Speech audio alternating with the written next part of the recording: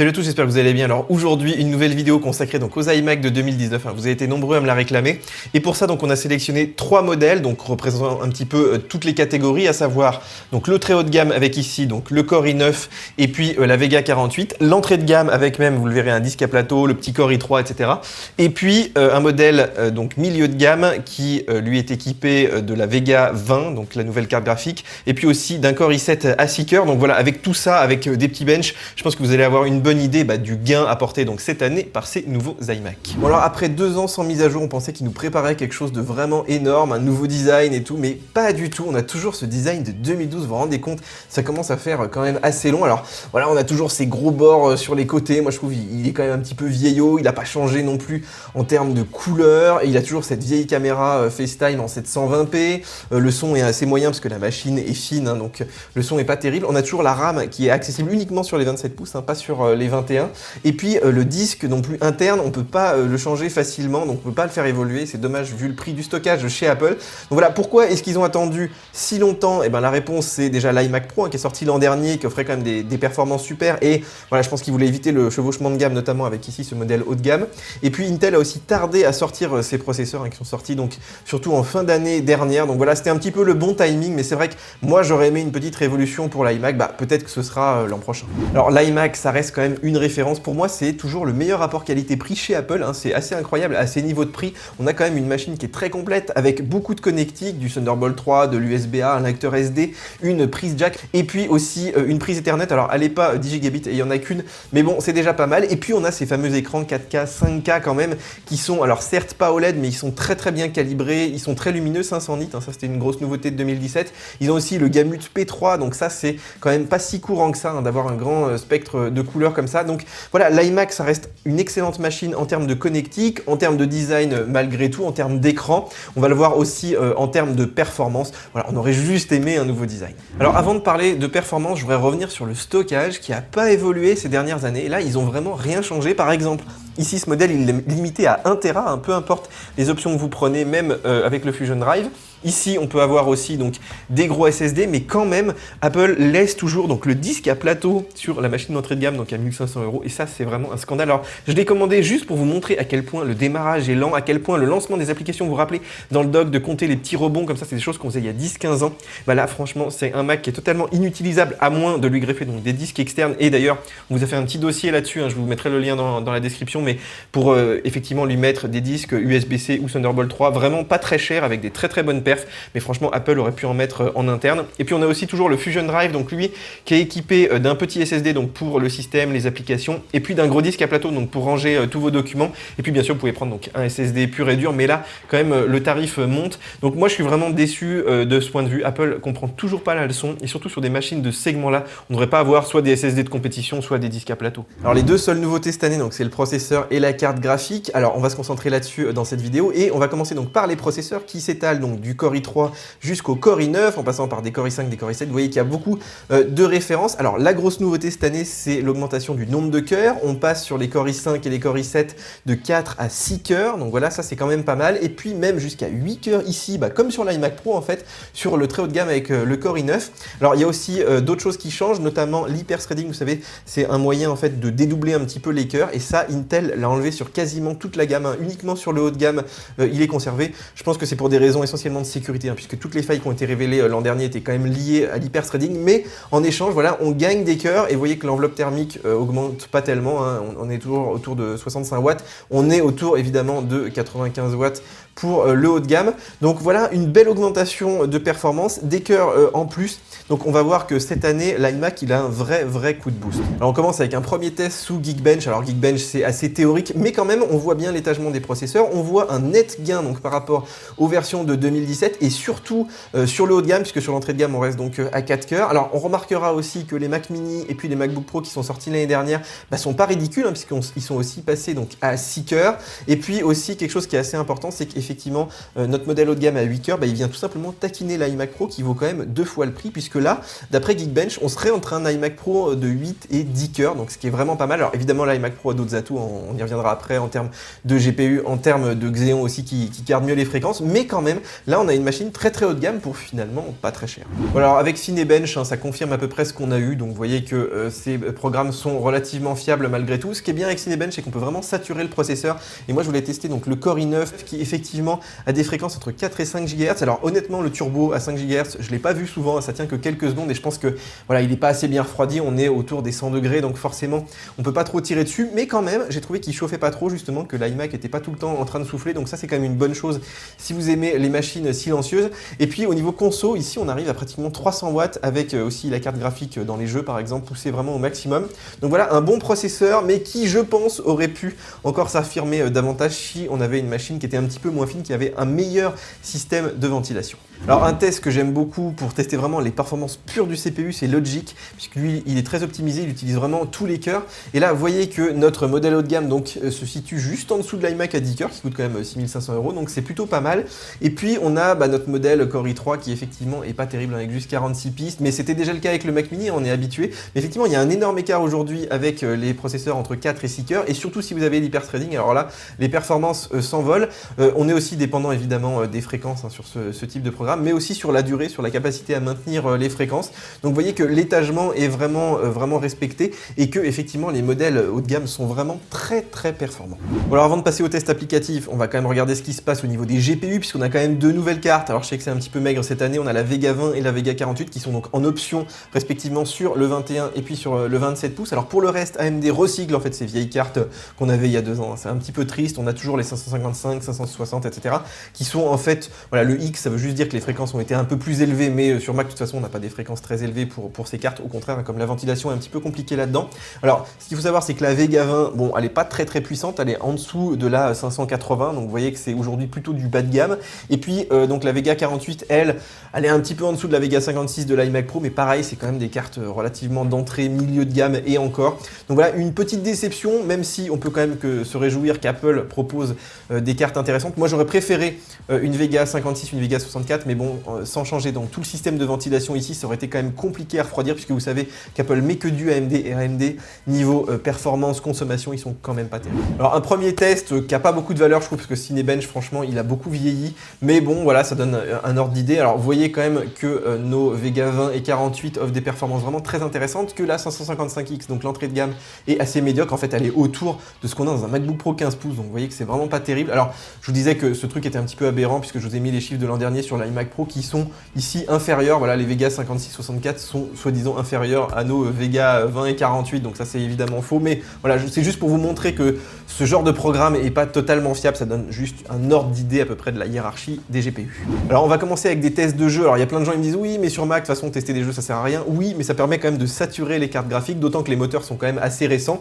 Donc après, si vous faites de la VR, si vous faites de l'architecture, si vous faites de la 3D temps réel, c'est quand même un bon indicateur pour savoir quelle carte choisir, hein, effectivement, en termes de puissance. Donc voilà pourquoi on utilise les jeux pour faire ces benchmarks. Alors j'ai testé quand même pas mal de jeux avec des moteurs plus ou moins récents, hein, des vieux jeux qui ont une dizaine d'années, et puis des moteurs un petit peu plus récents qui utilisent notamment Metal, donc ça change un petit peu les performances, évidemment. Alors ce qu'il faut retenir globalement, c'est que effectivement l'étagement des prix correspond à l'étagement des performances, hein, c'est assez logique, avec des Vega donc qui offrent un vrai gain, hein, si vous prenez ces options-là par rapport au modèle de série, vous avez vraiment des performances en nette hausse. Alors évidemment, les résultats ils dépendent justement de l'âge du moteur qui est utilisé. Par exemple, Batman et la série F1 sont assez vieillots, donc ils utilisent des vieilles versions d'OpenGL qui sont pas très optimisées, alors que tout ce qui est Tomb Raider, Deus Ex, Dirt, là on est sur des moteurs plus récents, on est aussi avec des technologies comme Metal, donc qui vont beaucoup plus vite.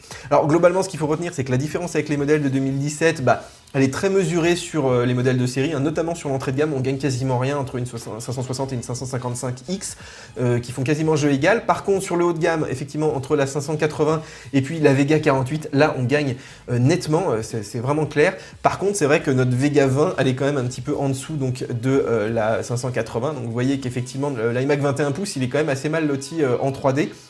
Donc ça c'est un petit peu dommage. Et puis on a quand même une Vega donc 48 qui elle prend la tête du classement, qui est quand même le GPU le plus puissant qu'on ait mis sur un iMac. Les scores sont quand même assez impressionnants, surtout si on a Metal qui est pris en charge. Alors par rapport à l'iMac Pro, je vous ai mis quand même les chiffres de l'an dernier, mais on n'avait pas la même version de macOS, j'ai pas refait les tests, qu'on n'a plus les machines. Et vous voyez que ici des fois ils sont un peu en retrait. Alors attention, méfiance à ces chiffres, hein, puisque effectivement Apple a peut-être amélioré aussi les pilotes graphiques dans son système, c'est même probable. Alors moi, ce que je trouve dommage aussi, c'est de voir des iMac d'entrée de gamme qui ont les mêmes scores que les derniers MacBook Pro 15 pouces, voire des fois même un petit peu inférieurs. Ça, franchement, pour une machine de bureau, c'est vraiment décevant. Et puis un autre point aussi, c'est que dans les jeux où on a le CPU et le GPU qui sont utilisés, et on a la machine qui se met quand même à souffler pas mal. Et ça, franchement, quand vous aimez un petit peu le silence de l'iMac, on voit vraiment les limites en fait de ce boîtier qui est beaucoup trop fin pour mettre des cartes graphiques performantes. Alors maintenant, on va parler du GPGPU, c'est-à-dire cette capacité à utiliser les cartes graphiques pour faire des traitements habituellement donnés au CPU. Alors ça, c'est très utile si vous faites du montage vidéo, du traitement d'image, tout ce qui est Final Cut Pro, After Effects, même Photoshop. Et là, en fait, c'est le nombre d'unités de calcul qui prime et on voit un étagement qui est beaucoup plus clair, effectivement, entre les cartes graphiques. Notamment, on voit que la Vega 20 ici, qui est quand même le haut de gamme du 21 pouces, elle est en dessous finalement des modèles bas de gamme du 27 pouces. Donc en fait, moralité, plus vous faites de traitements vidéo lourds, par exemple, je sais pas, des gros montages en 4K, vaut mieux un iMac 27 pouces bas de gamme qu'un 21 pouces haut de gamme. Voilà, c'est Apple qui a décidé ça. Et puis aussi, ces tests sont très théoriques, c'est-à-dire que, on va le voir juste après, mais les applications n'utilisent pas 100% du GPU, des fois que des petits pourcents, donc ça vaut pas forcément le coup de mettre trop d'argent non plus dans ces cartes graphiques. Mais voilà, on voit quand même ici que notre Vega 48, elle est pas ridicule, mais elle est quand même en dessous des cartes des iMac Pro et que effectivement les modèles d'entrée de gamme ici, comme le 21 pouces, sont quand même pas très puissants. Alors on va passer au test maintenant dans la vraie vie avec des applications. Donc on commence avec Final Cut Pro qui lui, c'est un petit test que je fais là sur les flous et des contrastes, représente bien en fait une activité un petit peu classique sous le logiciel de montage d'Apple. Alors ici, le test nous montre surtout que les Vega sont nettement en avance par rapport effectivement aux cartes 555X, mais c'est aussi le CPU. En fait, si vous regardez bien, par exemple, avec notre MacBook Pro 2018, on a quasiment la même carte graphique qu'ici en entrée de gamme au niveau des perfs, et malgré tout, on est quand même loin devant avec le MacBook Pro, qui a 6 cœurs. Ça, c'est vraiment très important. Et d'ailleurs, sur les iMac Pro de l'an dernier, on a des performances qui sont nettement meilleures. Ils explosent même notre iMac haut de gamme. Donc, vous voyez que ça fait pas tout d'avoir des bonnes perfs théoriques. Ici, les Xeon sont quand même plus efficaces. Et puis, les Vega 56-64 sont quand même beaucoup plus performantes sur des tests comme ça qui durent à peu près 1 à 2 minutes. Donc, vous voyez vraiment l'importance quand même de ce type de test applicatif. Alors moi j'aime bien Resolve aussi puisqu'il est très optimisé pour les GPU, donc ça c'est assez intéressant, mais malgré tout au sein de ce programme, suivant ce que vous faites, vous avez des gains qui sont plus ou moins importants. Vous voyez que ici par exemple sur un effet simplement de contraste et de flou, finalement on est dans un mouchoir de poche là entre toutes les cartes graphiques un petit peu puissantes, donc ça c'est assez amusant, alors que si on passe sur des effets par exemple de réduction de bruit ou de grain de film par exemple, alors là on a des écarts par exemple entre la 555X et puis la Vega 48 d'un facteur 4, donc évidemment le CPU ça compte aussi, mais malgré tout, si vous regardez par exemple avec un GPU externe et notre MacBook Pro, on est quasiment aux mêmes performances qu'une Vega 48 native, donc ça c'est vraiment pas mal du tout, ce qui prouve bien que voilà, suivant les effets, suivant les optimisations, on va avoir des gains qui seront plus ou moins importants. Donc voilà, les Vega ici là sont quand même très intéressants dans ce cas de figure. Alors la suite Adobe, je les mettais pas souvent dans les benches parce qu'ils n'étaient pas très optimisés pour les processeurs graphiques, notamment AMD, notamment sur Mac, notamment Metal, voilà, c'était plus fait pour du Nvidia et encore. Donc là, ils améliorent quand même un petit peu les choses. Le dernier After Effects utilise quand même pas mal le GPU. Alors comme toujours, ça dépend des effets, mais là par exemple cet effet de flou, il nous montre quand même une réduction d'un facteur 4 entre l'entrée de gamme et le haut de gamme. Donc ça c'est vraiment pas mal. Et puis vous voyez qu'en utilisant donc des GPU externes là avec notre MacBook Pro effectivement sur lequel on a greffé une Vega 64, on est à peu près à la hauteur, même on dépasse en fait notre iMac toute option, donc une machine de bureau qui est quand même très performante. Donc voilà, le GPU externe avec un portable, ça devient quand même assez intéressant. Alors il y a beaucoup de gens qui me demandent si ça vaut le coup de mettre un GPU externe sur un iMac. Alors moi je dirais plutôt non, déjà parce que tout ce qui est OpenGL, 3D en temps réel, etc., pour avoir des performances d'une carte même médiocre sur un iMac, il faut une carte très puissante qu'on n'a pas forcément d'ailleurs sur Mac, et puis il faut un écran externe, alors que là on aimerait jouer sur l'écran interne. La bande passante du Thunderbolt elle est quand même pas géniale, elle est quand même 10-20 fois plus lente que ce qu'on a en interne, donc vaut mieux booster en fait les Mac en interne pour tout ce qui est 3D temps réel. Alors c'est pas totalement vrai pour le GPGPU, tout ce qui est After Effects, Final Cut Pro, etc., où là on peut cumuler en fait la puissance des cartes avec des GPU externes, mais il faut que le programme le gère. Par exemple Final Cut Pro il gère pas plusieurs GPU, Resolve il le fait, mais franchement pour avoir du gain, moi j'ai vraiment galéré, j'ai vraiment des gains qui sont minimes. Donc voilà, pour moi sur l'iMac ça vaut pas le coup. Par contre sur les MacBook Pro, sur les Mac Mini, on l'a vu, c'est vraiment très intéressant parce que les cartes graphiques sont vraiment pourries et surtout on branche des écrans externes sur ces machines. Bon alors est-ce que ces iMac valent le coup? Moi ma réponse est oui, ça reste des machines quand même extrêmement polyvalentes, extrêmement bien équipées, pas trop chères, un bon rapport qualité-prix. Alors attention quand même à la segmentation, c'est-à-dire que que l'entrée de gamme de l'iMac, je vous le déconseille vraiment, hein, le Core i3, le disque à plateau, évitez vraiment cette config, mettez au moins le Fusion Drive. Effectivement, je vous conseille quand même un processeur à 6 cœurs, puisque là, le petit Core i3, il est quand même pas terrible, mais sinon, avec le Core i5, Core i7, on a une machine qui est très polyvalente, qui est pas trop mauvaise en 3D, on est sur l'équivalent d'un MacBook Pro 15 pouces, donc vous voyez que même pour faire du montage vidéo, même de la 4K, ça peut passer, mais effectivement, si on veut un petit peu de performance graphique, il vaut mieux passer sur un 27 pouces qui, lui, offre des cartes quand même bien meilleures. Alors ici, la Vega 20, moi je trouve qu'elle vaut le coup, mais là, en entrée de gamme, on a directement des modèles quand même qui sont très très puissants, et puis on a un modèle quand même qui s'approche de l'iMac Pro, là, notre haut de gamme, il est vraiment très tentant, il a un très bon rapport qualité-prix, et puis l'un des atouts du 27 pouces, c'est aussi qu'on peut rajouter de la RAM en cours de route, vous n'êtes pas obligé de tout mettre, effectivement, comme sur le 21 pouces au moment de la commande, et c'est très très cher chez Apple. Alors un autre petit détail aussi, n'oubliez pas, puisque vous avez donc une souris et un clavier qui sont fournis à la livraison, mais celui-là, il est fourni sans pavé numérique, sauf si vous cochez l'option, donc faites attention au moment de la commande. Alors il y en a pas mal d'entre vous qui me demandent aussi s'il vaut mieux prendre un iMac Pro ou un Mac Mini par rapport à un iMac. Alors moi je trouve que en fait ces machines sont très bien étagées aujourd'hui, c'est-à-dire que l'iMac Pro on le trouve à partir de 4 500 € sur le Reefer, mais c'est quand même plus cher hein, que ici notre modèle par exemple tout équipé qui lui est autour de 3 500, alors ça dépend un petit peu ce que vous mettez en termes de stockage, mais si vous voulez du 10 cœurs Vega 64 on est même à 6 500 €. Alors ça vaut toujours le coup, on l'a vu en termes de perf, mais l'écart que vous aurez avec ces machines là est pas forcément toujours très marqué. Donc voilà, moi je trouve que chaque machine est bien dans sa case aujourd'hui, c'est plus une question de budget. L'iMac Pro il vaut toujours un peu le coup, même si on a le Mac Pro qui arrive à la fin de l'année, et puis le Mac Mini il permet plus de polyvalence, notamment en termes d'écran, mais voilà, pour faire du montage vidéo, pour faire du graphisme, de la photo, c'est quand même conseillé d'avoir un GPU externe, et vous voyez que le GPU, on a déjà fait hein, des vidéos sur les iGPU, mais c'est pas l'idéal non plus, c'est pas pris en charge partout, les performances sont quand même en retrait. Donc l'iMac pour moi c'est quand même un bon compromis entre le Mac Mini d'un côté qui est surtout branché CPU, et puis entre l'iMac Pro qui est quand même relativement cher par rapport aux performances qu'il offre aujourd'hui.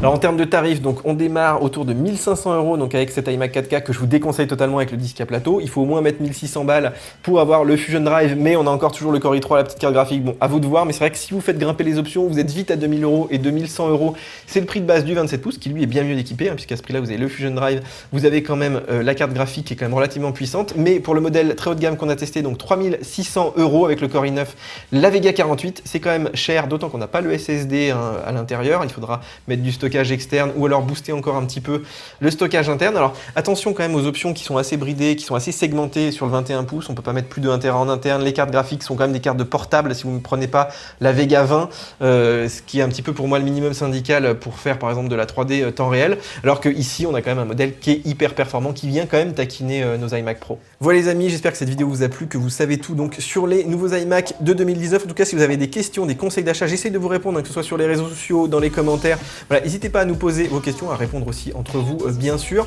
Je vous mettrai aussi un test complet avec des graphes, voilà, pour regarder un petit peu plus calmement. En tout cas, si vous avez aimé, les petits likes, bien sûr, on s'abonne à la chaîne parce qu'il y a plein de trucs cool qui arrivent. On télécharge nos applications parce qu'il y a plein d'actu en ce moment, hein, tous les jours, toutes les heures sur Mac Forever. Et puis nous, on se retrouve donc aussi sur YouTube pour de nouvelles vidéos. Ciao, ciao! Aside from my soul.